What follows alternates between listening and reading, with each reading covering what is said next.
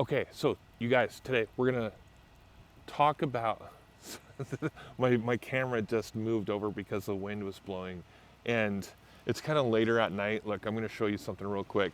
Look at the clouds out there. It's amazing this time of year where I'm at. I'm in Washington State, and I think we're transitioning from spring into summer, and it's really, really pretty. It's really beautiful, actually. And it's windy. So if you're into sports, kite flying like I am, it's a great time of the year to go and fly the dual line kites. I know how to do tricks and stuff like that. But anyways, we're not here to talk about that. We are here to talk about networking still. Okay? So I want to cover probably around like two different very strong bullet points when it comes to networking. We've been talking about networking all week. And okay, so here you go.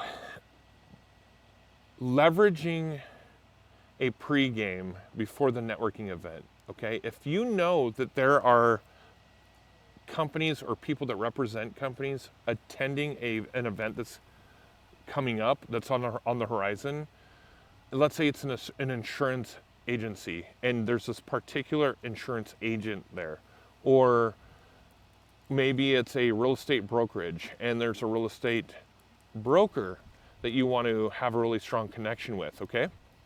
Because you know that you can serve them in some capacity per whatever business model you have. Let's say you have a pressure washing company, a junk removal company, a moving company, and you want to connect really, really well with a very specific individual or a few individuals.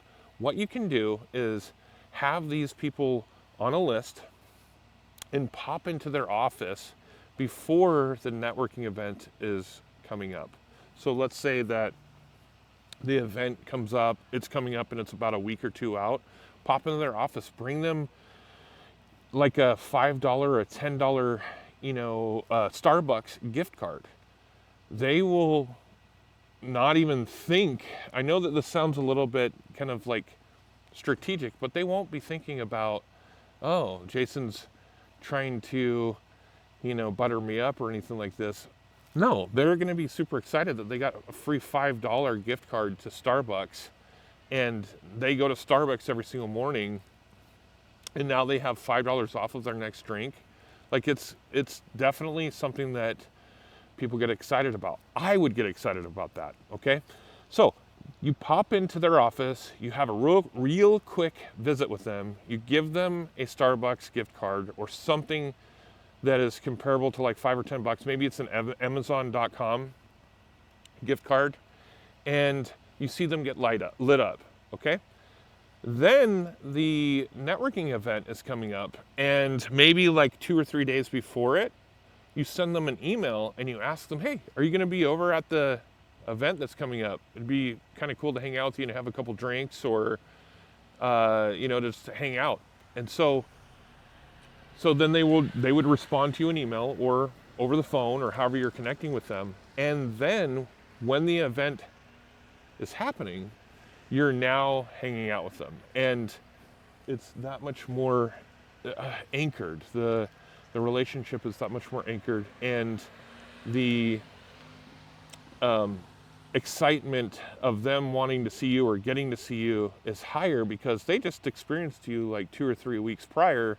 You gave them a Starbucks gift card or an Amazon card or something that you know that they're interested in. You followed up with them before the event, asking if they're going to be there, showing interest in wanting to hang out with them, and visiting with them. And now you're at the event. And let's just say that you go, hey John, I'm heading to the bar. Let me grab you a drink. What do you want? I know that this is sort of strategic, but it is, utilizing the power of reciprocity. And you do want to make sure that the relationship's genuine. You don't want to necessarily use this and not really have a good, strong relationship with them. You want to do this with the intent that you are friends with them, okay? And then with that being said, you're not really at all pushy about, wanting to acquire business from them either, which this point is a good segue into the second point that I want to make today on this video. When you are at these networking events, okay, and let's say you meet somebody new, or you have seen and visited with somebody that you have run into a few different times but haven't really strengthened a relationship with them, okay, it is incredibly important to understand your output after the event has happened.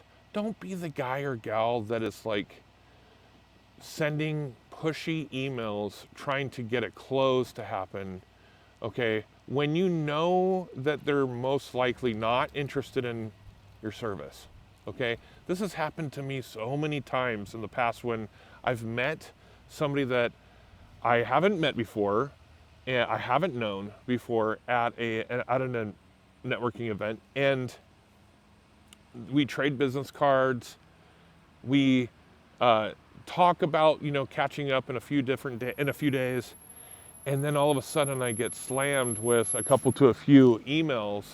Hey, I was wanting to reach out, see if you're interested in following up with a conversation about product or service XYZ. Where are you at with that? I know I can help you. Let's go ahead and move forward and schedule a coffee. Well, hold on, pump the brakes. Maybe I'm not really interested. This is like dating, you guys.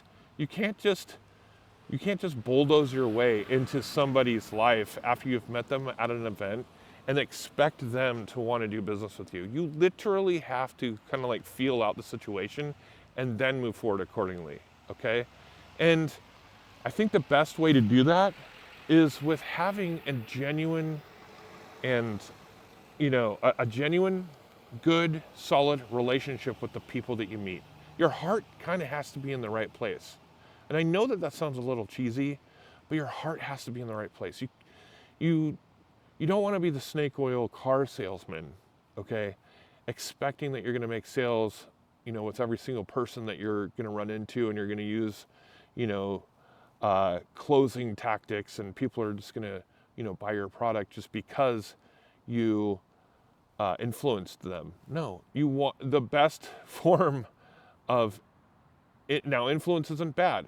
Manipulation is bad, and I have ran into, and unfortunately, I have some acquaintances that are, they kind of operate that way.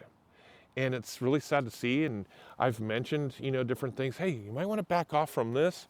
And it's like it doesn't make sense sometimes.